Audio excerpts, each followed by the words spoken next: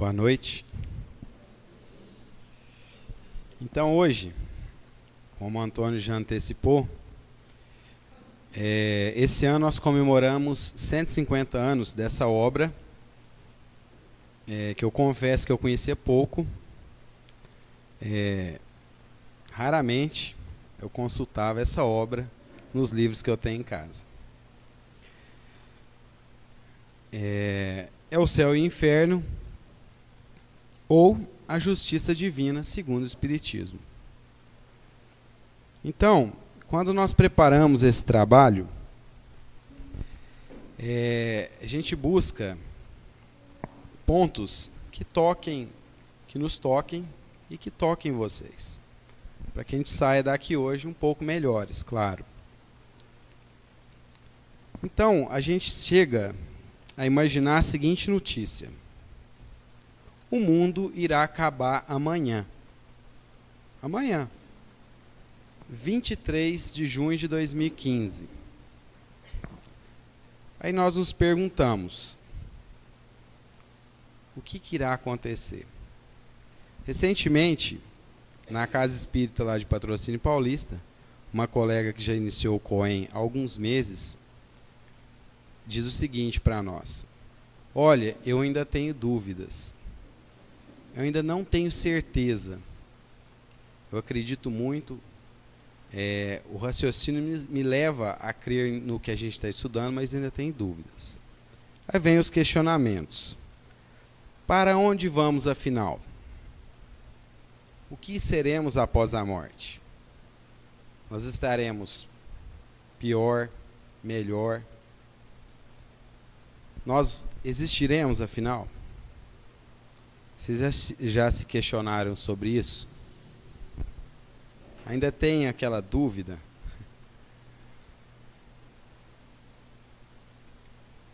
Para sempre ou para nunca mais? Ou tudo ou nada? Nós vamos viver realmente eternamente? Será que ainda temos essas dúvidas? Esses são questionamentos que a humanidade vem tentando decifrar há muitos séculos, né? Todas as doutrinas religiosas. Afinal, nós buscamos a felicidade. Todos nós buscamos. Ainda que exista alguma pessoa que diga que não, nós queremos sempre melhorar, sempre evoluir. Se for diferente, para que nós estamos aqui hoje, por exemplo? Para que nós estamos indo para os nossos trabalhos? Por que a gente vai para a escola? Né? Se a gente for analisar tecnicamente, a lógica, ela diz que existe algo além dessa vida física. Nós não sabemos, nós não tangenciamos, não apalpamos isso, mas a gente sente que existe algo. E eu estava pensando, lendo o livro, lendo alguns comentários sobre o livro. Eu tenho filhos, então eu fiquei me questionando, então será que nós devemos nos esforçar para fazê-los dignos, honrados, decentes, moralizados? Porque existem doutrinas por aí que dizem que não é necessário, né? Aquelas pessoas materialistas, essas doutrinas nos levam a crer que não é necessário fazer isso, se esforçar. Hoje nós vamos estudar, no primeiro momento, sobre o niilismo, que é a crença no nada, no aniquilamento, né? No extermínio. É a crença do materialismo. Ela só acredita na vida presente, né? Como é um forte estímulo ao egoísmo. Vocês imaginam existir só o agora, né? Para que a gente vai se esforçar? Existem pessoas, existem doutrinas que defendem isso aí. Isso aí rompe de vez os laços de fraternidade, solidariedade, né? E, de certa forma, o que norteia nossas relações, as relações humanas? Não é a solidariedade? Ocorre um terremoto, ocorre um tsunami, o que acontece no mundo todo? A gente procura se unir, ajudar aquelas pessoas de alguma forma. Ou de forma humana, financeira, alguma coisa a gente quer fazer. Ou até em oração. Para que orar por aquelas pessoas, sendo que vai acabar tudo agora? Então, no livro Céu e Inferno, Kardec projeta a seguinte situação: um povo recebe uma notícia que em 8 dias ele será aniquilado, será exterminado. Então se questiona qual que é o comportamento que esse povo vai adotar. Nós já sabemos, né? Vai haver algum sentimento de honra, de dever. Ninguém vai querer cumprir assim as suas obrigações. Certamente eles se entregarão aos desregramentos, bebida, aos prazeres carnais. Ninguém vai se preocupar, olha, eu vou chegar no horário do meu trabalho, eu vou cumprir a minha disciplina ali, o que me propus a fazer até o final. Não. Certamente vão fazer tudo aquilo que gostariam de fazer, que as suas más inclinações levam para aquilo, e assim vão cair junto com as suas más tendências. E esse problema se deve ao quê? Segundo Kardec, e é um sentimento pessoal nosso, que é graças à orientação religiosa nossa, que ela ainda é muito deficiente. Eu não estou querendo falar mal de nenhuma doutrina. Eu estou dizendo de um modo geral. Isso aí gera o quê? Incredulidade, a indiferença e, consequentemente, os males sociais. Por quê? A maioria das doutrinas religiosas, elas não caminham junto com a ciência. Então, quando aquele assunto, que de certa forma é polêmico, é colocado em pauta, o que eles respondem? Algumas doutrinas religiosas. Isso aí é segredo divino, isso é segredo de Deus, isso não é dado ao homem falar sobre isso.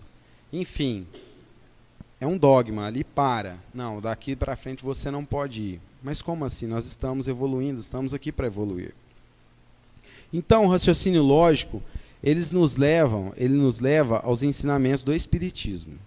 Porque se a gente submeter as questões aos critérios da razão, inclusive sobre a vida futura, pessoal, pois o Espiritismo ele nos convida a pensar.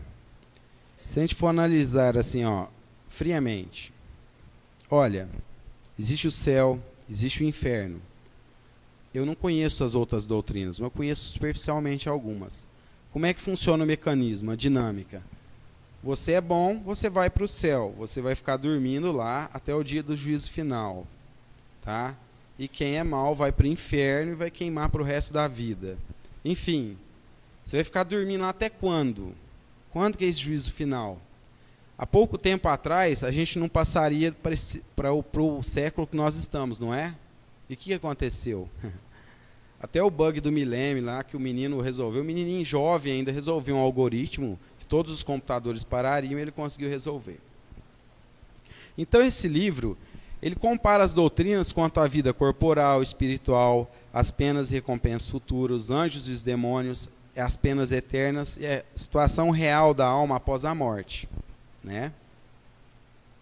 Kardec, então, divide o livro em duas partes.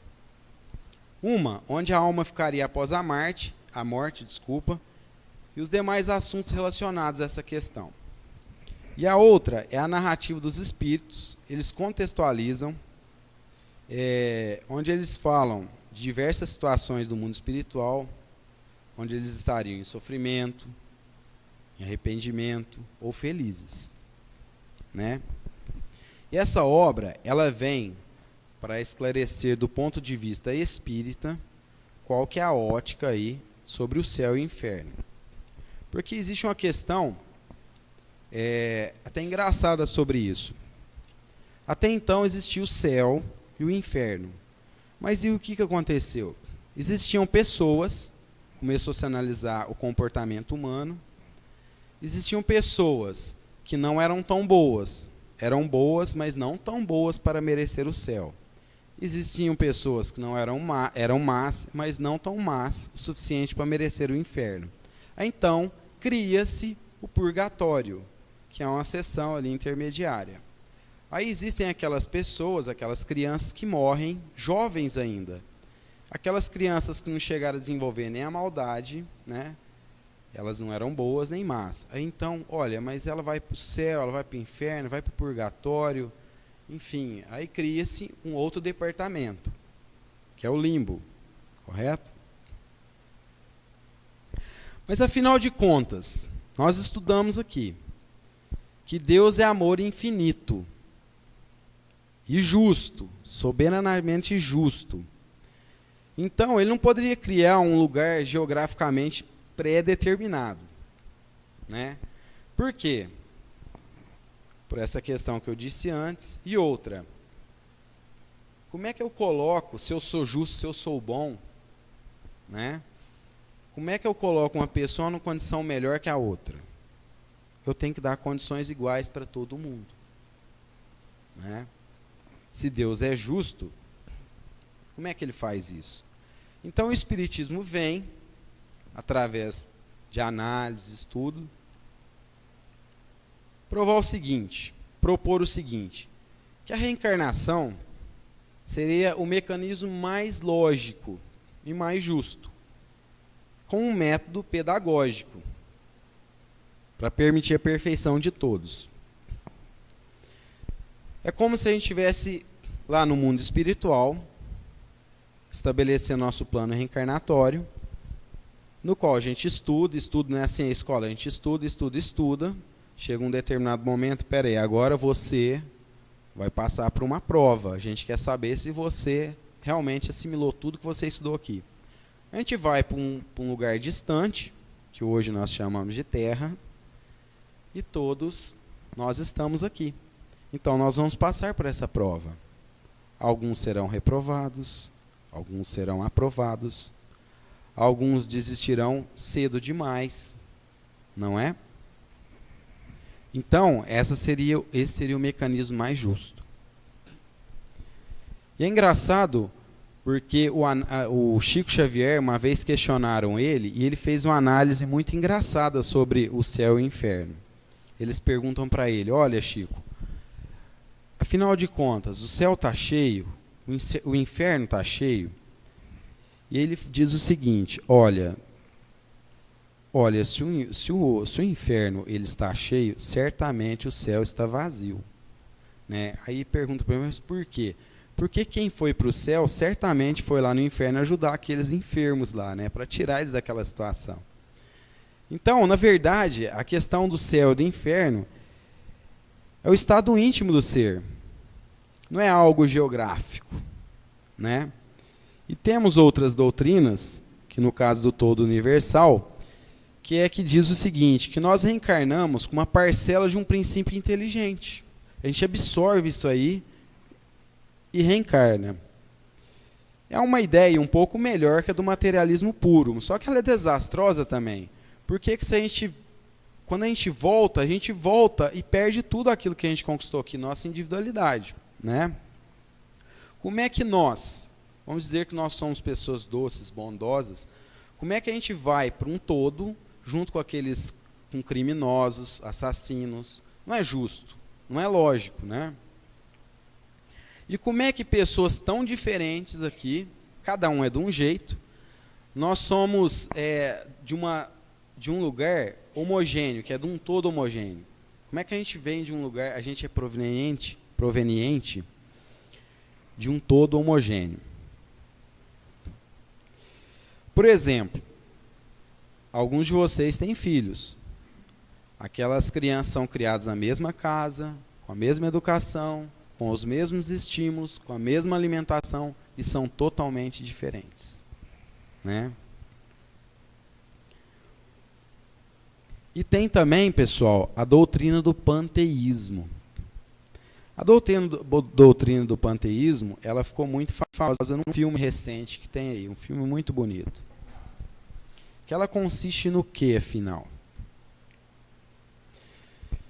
Ele considera o princípio universal e de uma vida e de inteligência como constituindo uma divindade. Nós fazemos parte de uma divindade.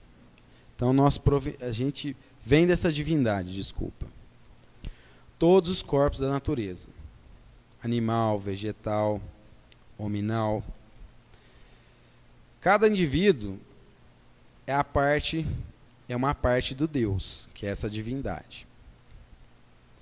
O universo, então, é uma enorme república sem chefe. Olha que engraçado. Onde cada qual é o chefe com poder absoluto.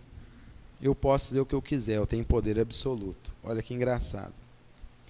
E se nós somos porções dessa divindade, seguimos as leis da natureza,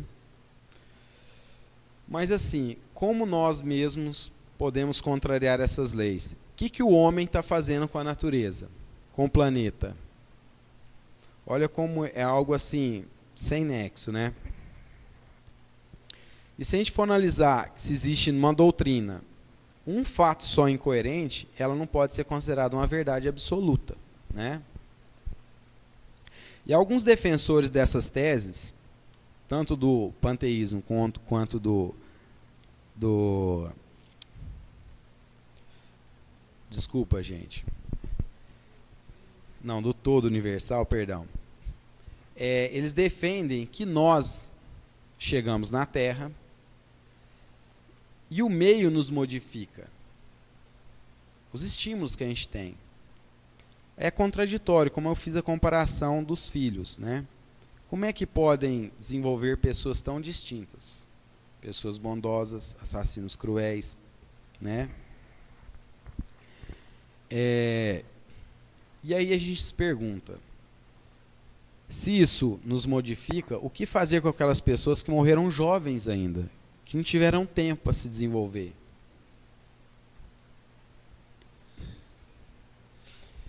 E a doutrina do panteísmo opõe-se inúmeras objeções, tá? A principal é como um ser tão perfeito, formado de seres tão imperfeitos que somos, nós somos muito imperfeitos, ainda nós temos a necessidade de progredir. Olha que interessante, nós somos a divindade, nós somos deuses, nós somos Deus, parte dele aqui na Terra. Como é que nós temos necessidade de progredir ainda? Né? E como é que pode um ser imperfeito, formado de ideias tão divergentes, criar leis tão harmônicas, que são as da natureza? Por exemplo, a borboleta. Se você pega uma borboleta e tenta tirar ela do casulo antes da hora, ela tem um movimento que ela faz quando ela rompe o casulo, que ela fica se esforçando para passar. Então ali ela exercita as asas dela, ela vai ganhando força ali, vai ganhando sustentação as asas dela. E ali também tem uma resina que ajuda na hora que ela faz a passagem para aquele orifício tão estreito, aquela resina, ela vidrifica, vamos dizer assim, as asas, dá sustentação para as asas. A tartaruga que nasceu, viaja milhões de quilômetros e retorna para o ponto de origem dela após muitos anos. Olha que interessante. O pessoal com GPS está com dificuldade, né? E o João de Barro, chega um determinado momento na vida dele, que ele para, estica o bico e sabe que daqui tanto tempo a chuva vai vir de tal lado. Então ele faz a casinha dele numa posição que a chuva não entra, a casinha dele tem lá 5 centímetros de espessura, usa um determinado tipo de barro, mistura com esterco, mistura com palha. Nem os engenheiros que estão aí na faculdade, muitos anos, não conseguem fazer igual ele. Olha que interessante, quem ensinou isso para o João de Barro? Que lei harmônica é essa? Né? E ele usa aquele ninho só durante 1 ano. E os ornitólogos dizem o seguinte, que ele no máximo ele tem vamos falar assim, ele tem 4 momentos que ele vai ter filhote. Depois disso ele parte para outro ninho. Ele gosta de trabalhar mesmo, né? E ele usa esse mesmo conceito no próximo. Olha que lei tão harmônica. E essa e várias outras que nós podemos narrar aqui. Mas olha que interessante.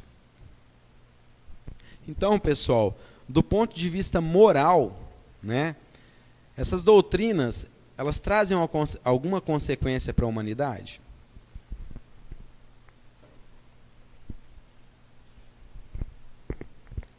do ponto de vista moral, essas teorias do nada, da absorção pelo todo e do panteísmo são também inteiramente ilógicas. Por quê? Porque para elas, Deus, elas negam os próprios atributos de Deus, que é o poder, a sabedoria e, sobretudo, a unicidade. Porque, de acordo com essas doutrinas, Deus não teria uma vontade própria. Ele seria um composto de vontades divergentes. Imagine o que aconteceria, então. Isso seria um obstáculo para a estabilidade de suas leis. Depois, sendo cada uma integrante da divindade, nenhuma dessas seria dominada por um poder superior. E, sendo assim, elas não teriam a responsabilidade individual pelos seus atos, bons ou maus, como não teria nenhum interesse em fazer o bem. Porque, por que fazer o bem se nada vai ajudá-lo e não vai ter nenhum progresso para a tua vida? E muito mais, ela vê, a pessoa vê, essa alma vê como uma impunidade, porque não existe ninguém superior para cobrá-la, ela não depende de ninguém, ela não é submissa a nenhum poder. Então, essas teorias não satisfazem a razão do homem e também as suas aspirações, pois não são capazes de resolver todas as questões. Então, se pergunta, se elas são tão ilógicas, por que estudá-las? Por que comentar sobre elas? Kardec nos fala que ele faz esses comentários sobre essas teorias para nos dar alguma explicação sobre o futuro e para nos levar a uma reflexão. Então, o homem tem 3 alternativas: o nada, a absorção do todo e a individualidade da alma. E é esta última que nos leva à razão, porque esta individualidade da alma, antes e após a morte, que constitui o fundo de todas as religiões, desde que o mundo existe. Só que o que é que os diferencia de uma da outra? A diferença que só através dessa individualidade da alma é que nós podemos encaixar as diferenças, os conceitos de diferenças entre os homens. Só através delas é que nós vamos entender por que a diferença social, por que existe a diferença de inteligência, de posição social, de família. Diante dessa lógica da individualidade da alma, o que nós somos levados a pensar? Que a situação de cada um depende das qualidades pessoais que cada um detém. Porque seria irracional admitir que a alma de um selvagem ou de um homem perverso estivesse no mesmo nível que a do homem do bem e do sábio. Nós sabemos que cada um se encontra no estágio evolutivo. Segundo a justiça divina, as almas devem ter responsabilidade dos seus atos. Mas para que sejam responsáveis, é necessário que elas sejam livres para escolher entre o bem e o mal. E sim, que corresponde ao nosso livre-arbítrio. Se nós não temos oportunidade de escolher entre o bem e o mal, o que acontece? Haverá a fatalidade. E com esta, não coexistiria responsabilidade. Para melhor entender, se eu creio que nada posso fazer para mudar minha vida, que tudo foi planejado, que já foi tudo direcionado do plano espiritual, que tudo foi direcionado, que eu não tenho condições de mudar o que estava traçado para mim. Por que que eu vou me esforçar para progredir? Por que que eu vou esforçar para conseguir conquistar os bens espirituais? Se de nada vai adiantar, já está programado tudo que vai me acontecer.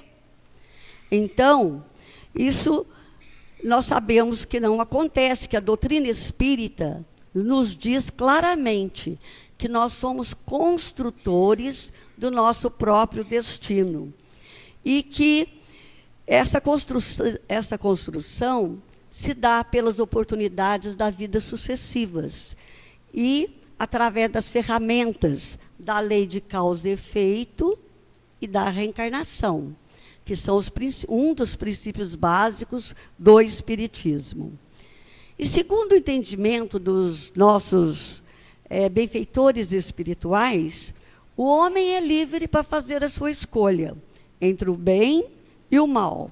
Ou seja, ele é livre para tomar as suas atitudes, ele usa o seu livre-arbítrio da maneira que quer. Nós podemos fazer isso.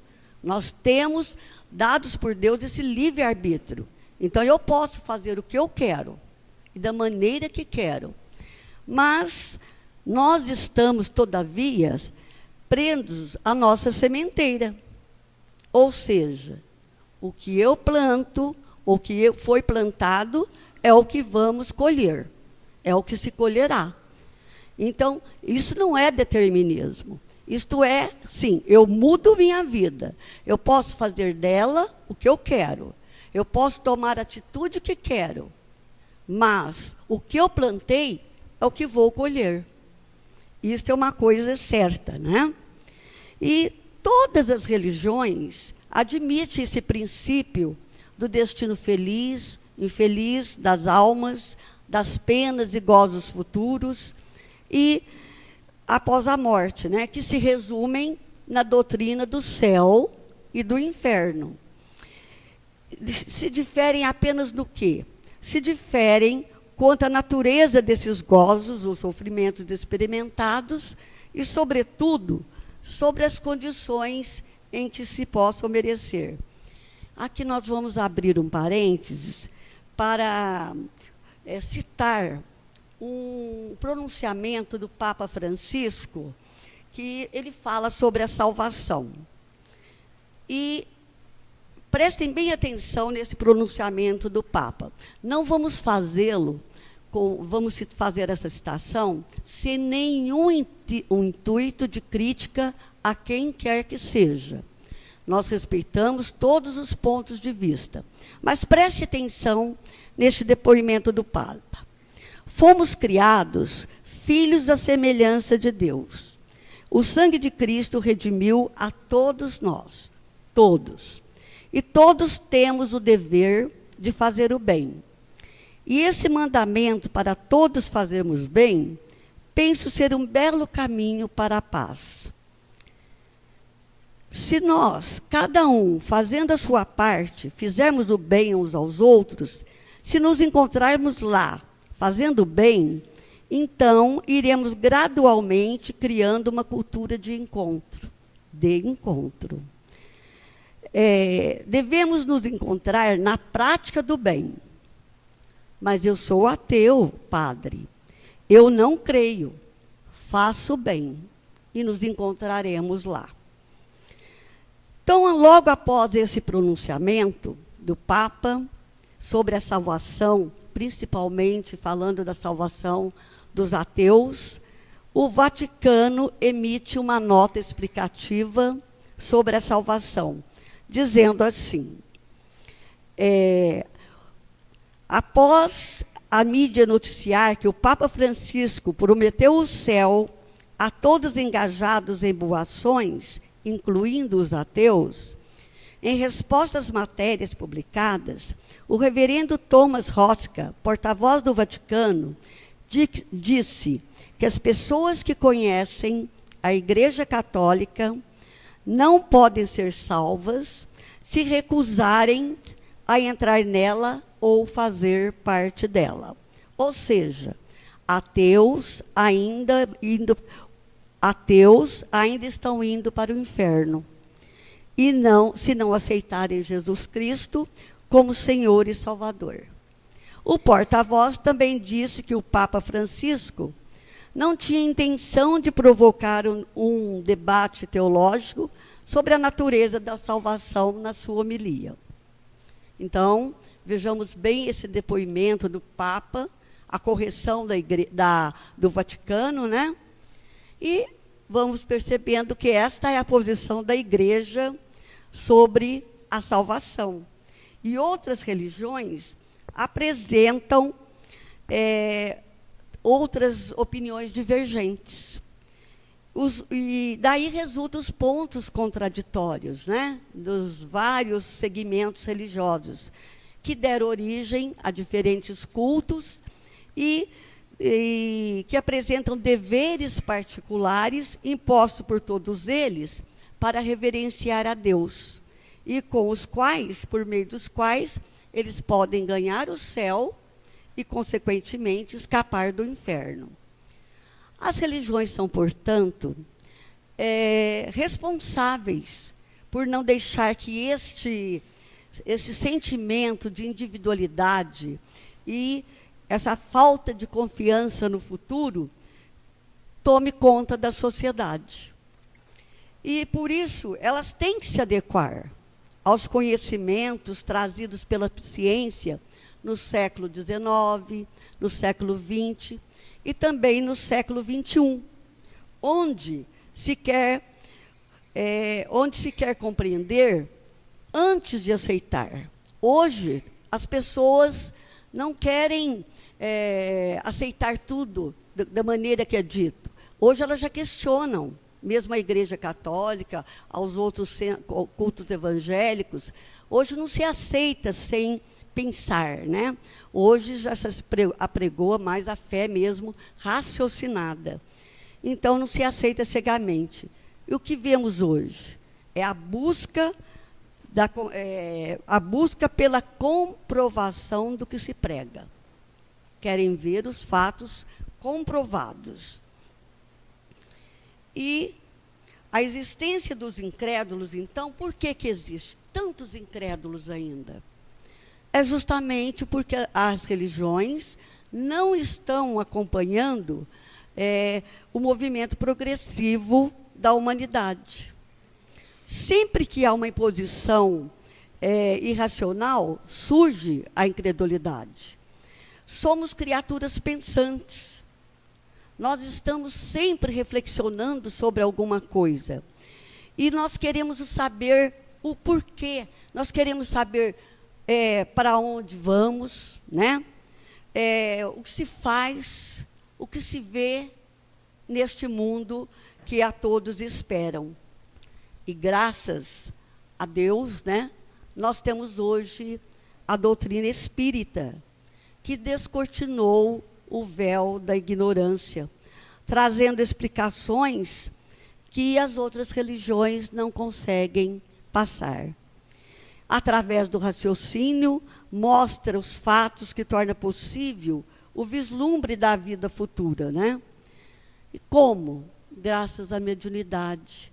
A doutrina espírita, eles nos mostram, através das comunicações, os próprios seres do além-túmulo vêm trazer esses depoimentos, descrevendo a situação em que se acham e relatar o que fazem, como vivem nesta vida, mostrando-nos, por esse meio, a sorte inevitável que está reservada para nós, de acordo com os nossos méritos ou deméritos.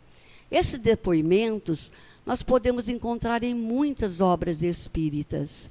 E, principalmente, nós temos também nesse livro, que está em pauta no nosso estudo durante essa semana, O Céu e o Inferno, a segunda parte é só de depoimentos, de espíritos felizes, de espíritos medianos e de espíritos infelizes. Então, sugiro que vocês leiam, que é muito bom e esclarecedor, né? E, a partir da certeza da vida espiritual, nós temos certeza que uma revolução moral ocorrerá na sociedade, como já aconteceu individualmente com aqueles que abraçaram a doutrina espírita com sinceridade. Por quê? Porque o espiritismo, ele nos dá subsídios para termos esperanças no futuro, para que nós possamos compreender que nós seremos recompensados ou punidos de acordo com o bem ou o mal que fizermos. Nesse sentido, todos os nossos sofrimentos, todas as dores, todas as nossas aquisições, todas as nossas alegrias estão registrados. E eles estão no nosso subconsciente. E servirão de apoio para o julgamento pela nossa própria consciência. E nós podemos dizer que o Espiritismo veio esclarecer, explicar e unificar os pontos de fé, trazendo ao espírito humano a verdade de acordo com a sua evolução, atendendo à lógica e à razão, né, do destino humano, de forma que ele compreenda e concorde, porque ele passa a saber.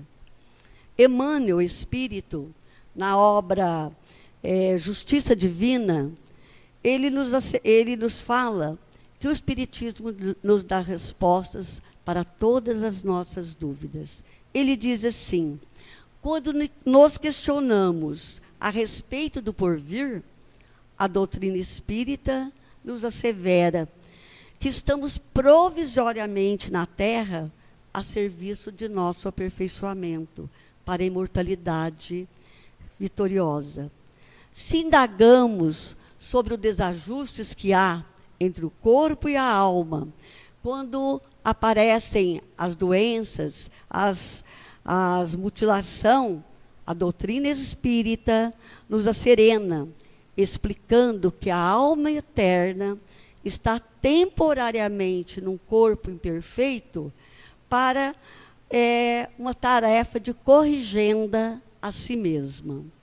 E quando pedimos esclarecimento sobre a finalidade dos problemas que existem nos lares, que existem, a doutrina espírita nos harmoniza os pensamentos, mostrando que o lar é um instituto de regeneração e de amor, onde retornamos para a convivência de amigos e desafetos do passado para a construção de um futuro melhor. E quando interrogamos sobre os entes amados além túmulo, a doutrina espírita dissipa-nos as dúvidas, dizendo que o sepulcro não é o fim, como o berço não é o princípio. E que, quando a criatura se desfaz dos seus laços físicos, ela prossegue na marcha do aprimoramento do ponto de vista, do ponto evolutivo que se achava na Terra. O que quer dizer isto? Quando desencarnamos, não nos tornamos anjos, mas também não somos demônios.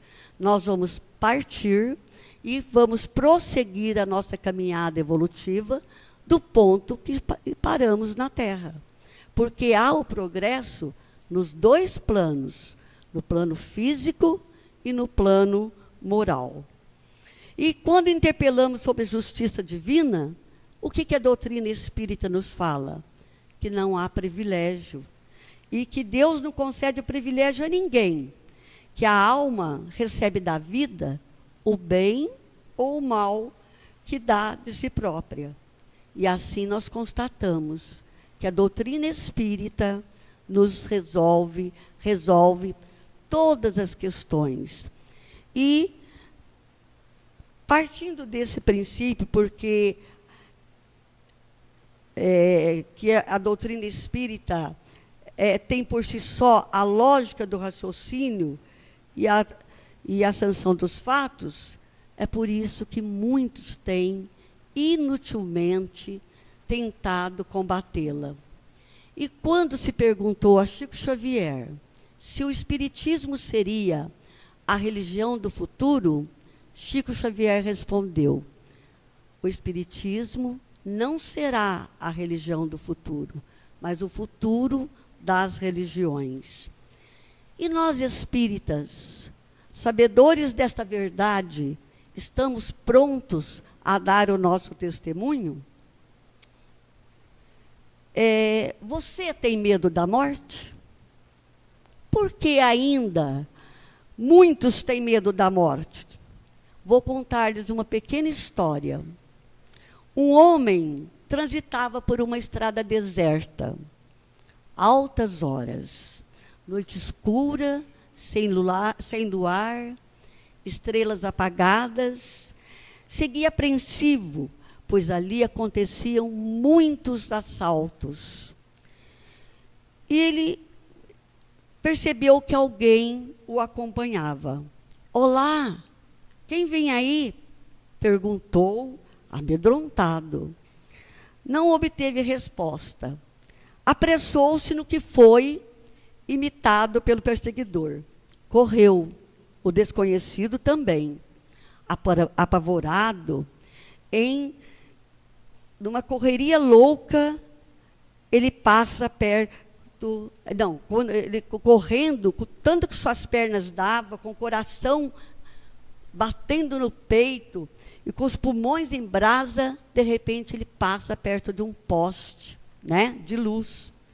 Olhou para trás e, como por encanto, o medo desaparece. Ele percebeu que o seu perseguidor era um burro velho, acostumado a acompanhar os andarilhos. A história assemelha-se ao que ocorre com a morte. A imortalidade, ela é algo intuitivo na criatura humana. Mas muitos têm medo da morte. Por quê? Porque desconhecem inteiramente o processo e o que vai acontecer no mundo espiritual. Esse temor não é de todo ruim. Ele pertence à providência, à sabedoria da providência e da consequência do instinto de conservação. Porque se não fosse esse freio, nós seríamos impelidos a deixar a vida prematuramente e também a negligenciar o trabalho terreno que deve servir ao nosso adiantamento. Então, olha, os vários medos da morte.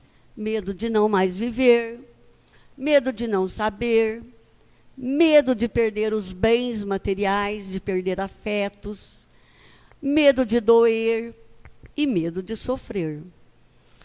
E esses medos não são justificados pela doutrina espírita, E será que o espírita tem medo da morte?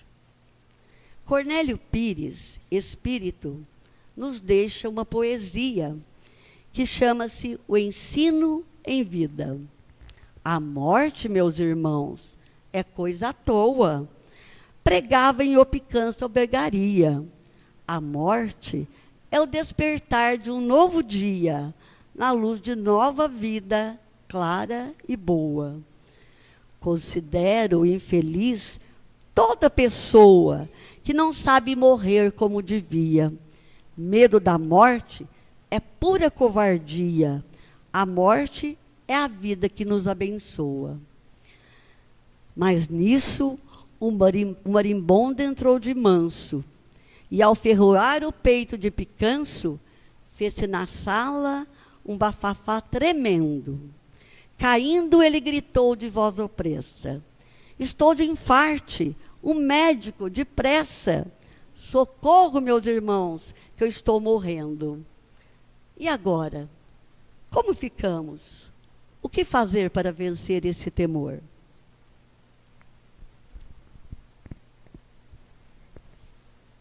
Falei que eu estou me sentindo um verdadeiro espírito de luz aqui hoje. Bom, gente, à medida que o homem, né, compreende a vida futura como sendo a verdadeira vida do espírito, aceita com resignação, né, essa verdade e fé, o temor da morte diminui, né? Por quê? Porque nós saímos do nada, né? Nós vamos encontrar, a partir do momento que nós entendemos a vida futura, uma razão, né, de existir, do porquê nós estamos aqui, porquê nós temos que buscar o caminho do bem, né, do porquê do merecimento de fazer algo no bem. Então, tudo isso nos dá a certeza do porquê dessa existência a partir do momento em que nós compreendemos, de fato, a vida futura. A cada dia que passa, estamos mais próximos da morte, né? Ou seja, a cada dia que passa, nós estamos aí desencarnando aos poucos, né? Não tem jeito, não tem saída. Vai acontecer com todos nós, né? Então, nós não podemos pensar que essa é uma ideia pessimista, né? Pelo contrário, do ponto de vista espiritual, nunca foi tão otimista, né? A lagarta, assim como nós, em determinado momento, no momento da sua maturidade, ela deixa o casulo para fazer o grande voo, né, se tornando uma borboleta. Assim nós também, no momento em que chegar a nossa hora, vamos dizer assim, no momento em que nós planejamos no plano espiritual, junto com a espiritualidade, e cumprimos a nossa tarefa aqui, nós também vamos deixar o nosso casulo corporal, né, e dar o nosso voo aí de espírito. O temor da morte decorre, portanto, da noção insuficiente da vida futura, o que gera uma incerteza de que condições o espírito se encontrará do outro lado da vida. Ou seja, quando nós não temos essa noção da vida futura, ou quando nós não temos essa certeza do que vai acontecer conosco, nós ficamos receosos, é natural, né? Então, na verdade, esse medo, ele decorre, né, dessa falta, ou dessa verdade que ainda não está dentro de nós de forma completa, né? E Kardec, no decorrer desse capítulo, ele vai falando das várias questões que nos prendem, ou melhor, que nos fazem ter amor a essa vida, né, essa vida material que nós temos aqui, e fazem com que nós busquemos estar aqui, né? Então, ele fala dessa visão fantasiosa da vida futura que pregam algumas religiões, né? Dessa visão que muitas vezes é ilógica, né? Que ela ofende a nossa lógica. E ela alimenta essas inteligências ainda pouco desenvolvidas. Porque a partir do momento em que nós vamos moralmente, né, nos edificando, nós vamos buscando respostas. E aí é onde entra no nível da incredulidade, né? Perde a credibilidade, porque nós passamos a não ter mais essas respostas. Outra coisa que Kardec fala também, que faz com que nós busquemos essa vida material, é a visão de que tudo acaba, né? Principalmente, eu em particular acredito nisso, em relação aos nossos entes queridos, né? Se nós pensarmos que nós nunca mais vamos nos ver, que eu nunca mais vou ver meus filhos, né? Que tudo acaba, que toda a educação, que tudo, a minha família, né? Ou seja, morreu, acabou. Então, essa visão, né, de que tudo acaba, também faz com que nós busquemos esse presente imediato, que é aqui a nossa vida, né? Por quê?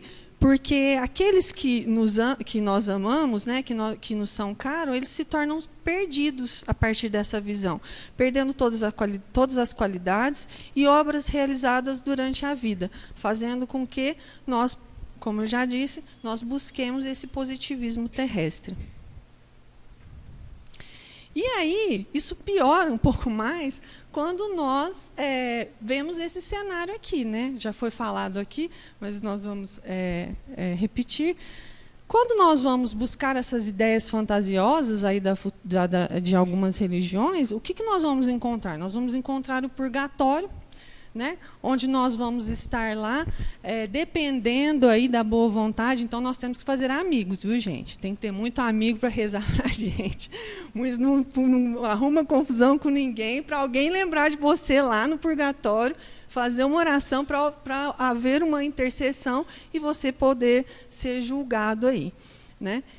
E aí, dependendo do que você fez, do seu julgamento, né, você vai para o inferno, arder no fogo dos infernos, né, por toda a eternidade, ou então nós vamos para o céu, né, o céu angelical, onde mais se figura o tédio e a inutilidade do que propriamente dito a felicidade, né, e que vai contrária à lei do progresso, né. Então, quando nós vemos esses cenários aqui, aí nós queremos ficar aqui mesmo, né, porque aí a grande maioria do além-túmulo está entre o purgatório e o inferno, então são poucos os que vão lá para o céu, né? Bom, isso quando nós não vamos nos deparar com a ideia, né, onde não depende a felicidade futura do trabalho progressivo na Terra, né, do merecimento, faz com que o ser se agarre a certas práticas exteriores e até a possibilidade de compra dessa felicidade, a dinheiro, né, sem regeneração do caráter e costumes, dão aos gozos desse mundo maior valor. Ou seja, né, aí eu até brinquei, falei que me perdoem, né, mas falei que agora que eu entendi porque São Pedro carrega aquelas chavinhas ali na mão, né? Provavelmente é porque ele gerencia, né, os imóveis daqueles que compram os terrenos e os imóveis lá no céu, né? Então, São Pedro foi promovido para gerenciar, porque muitas pessoas estão comprando terrenos e casas para quando partir desse planeta. Ou seja, aí nós caímos, né, nos princípios que nós temos aqui também.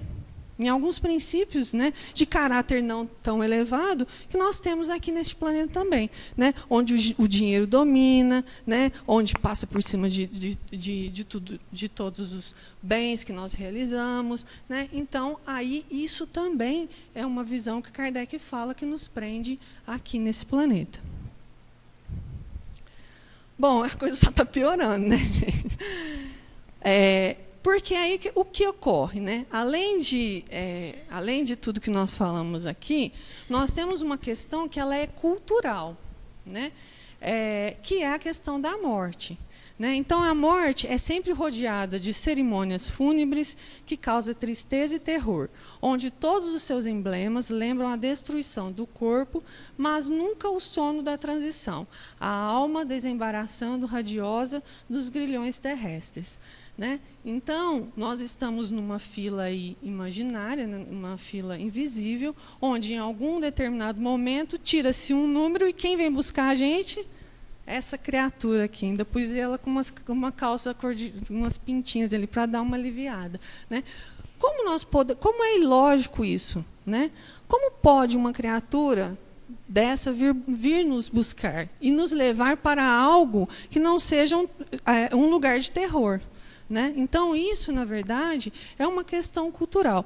Aliás, nós saímos, né, do extremo respeito ao extremo desrespeito. Né? Hoje, velório, né, ele virou uma convenção social. As pessoas falam alto, as pessoas dão risada, as pessoas falam mal, falam da novela, falam de política, de sexo, falam mal até do coitado, né, do indivíduo que desencarnou, que, na grande maioria das vezes, está ali adormecido, recebendo todas as vibrações daquele recinto. Né? Então, isso vai contra qualquer lógica, né? Qualquer ideia lógica. Isso nos fere a razão. Na grande maioria das vezes, nós pensamos na nossa dor, que é relevante, que tem que ser considerada, né, mas que não pode beirar ao exagero. Né? Porque, na verdade, quem está precisando, quem está passando pela maior transformação, é o indivíduo que desencarnou. Né? Então, muitas vezes, né, nós temos uma ideia de futuro melhor, mas ela é muito vaga. Então, a gente fala assim, ó, ai, que bom, não, ai, mas o que me consola é que o fulano descansou. Né? A gente fala assim, mas logo essa ideia ela fica distante. Por quê? Porque nós nos lamentamos, nós nos revoltamos, né? E nós colocamos a situação de uma forma como se o indivíduo não fosse encontrar nada melhor do que ele tem aqui, né? Não é à toa, eu coloquei um exemplo aqui. Esse aqui.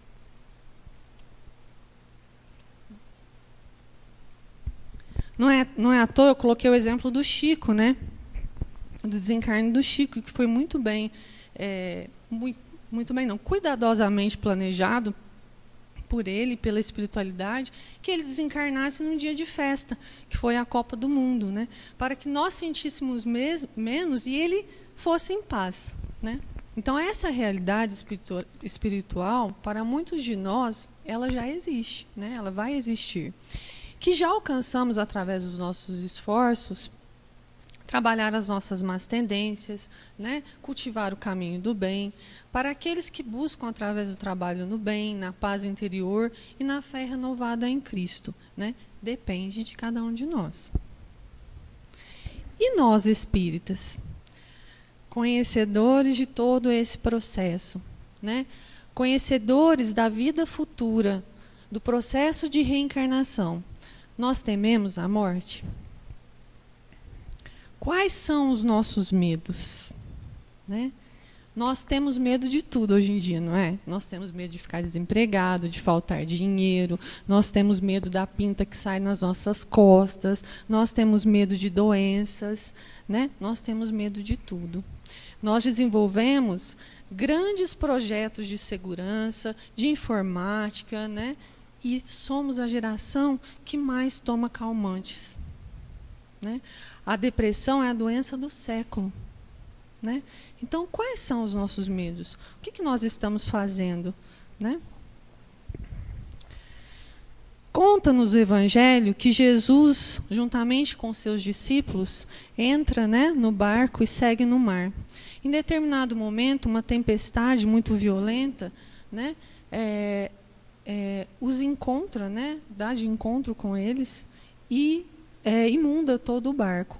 Os discípulos desesperados, né, e Jesus dormia, vão acordar Jesus e fala: Jesus, salva-nos, mestre, salva-nos, vamos morrer, né? E Jesus levanta, né,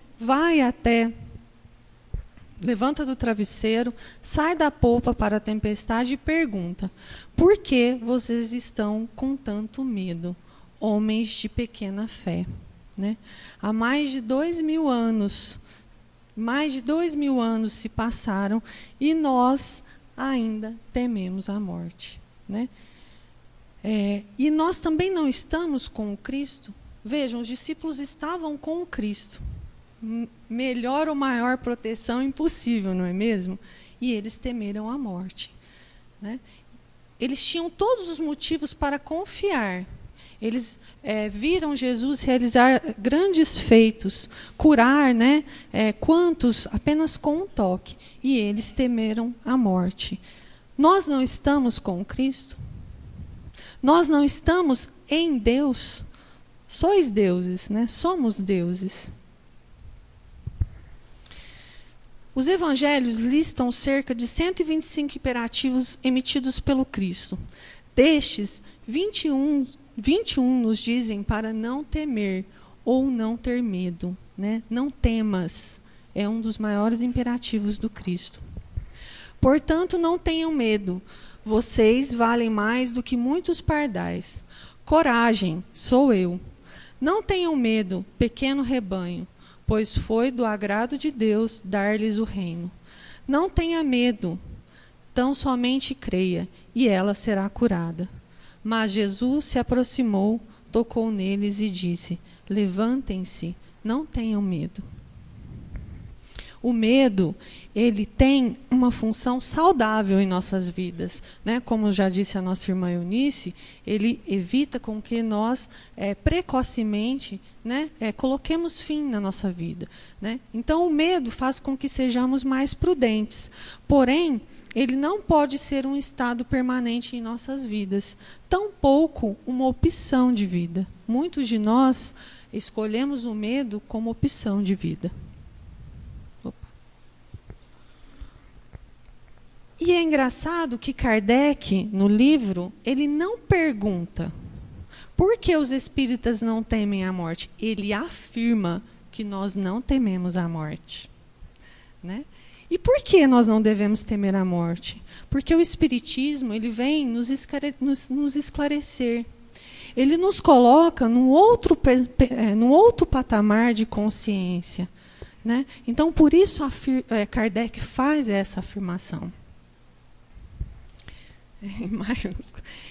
Então, ele fala: eis aí porque os espíritas encaram a morte calmamente e se revestem de serenidade nos seus últimos momentos sobre a terra. Será? E em qual estágio nós estamos, gente? É para a gente refletir, né? Para nós espíritas, a alma não é uma abstração.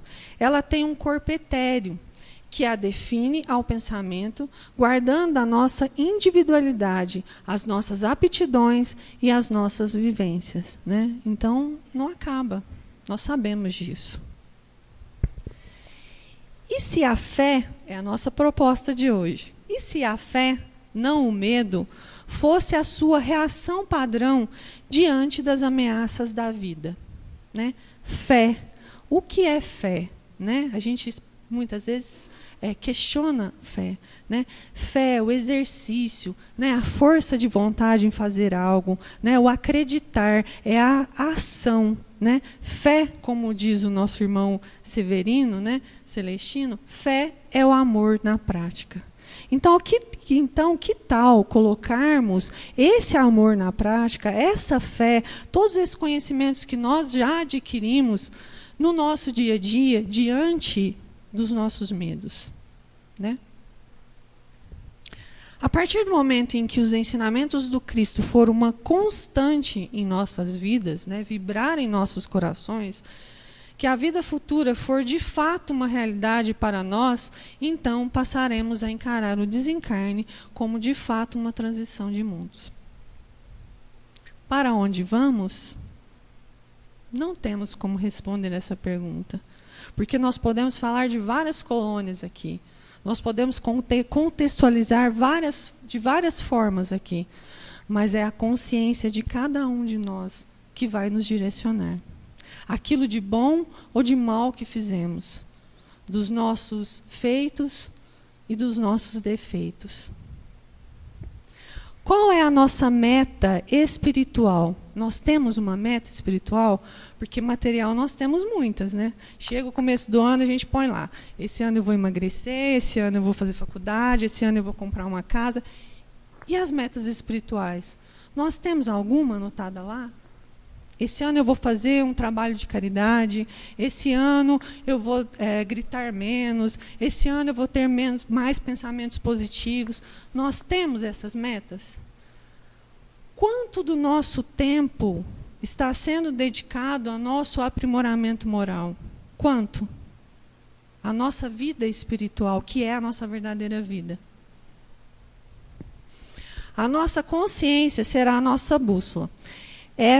Está em nossas mãos a resposta, pois o passado ficou para trás, o futuro ainda por vir, mas o hoje é uma dádiva, por isso chama-se presente.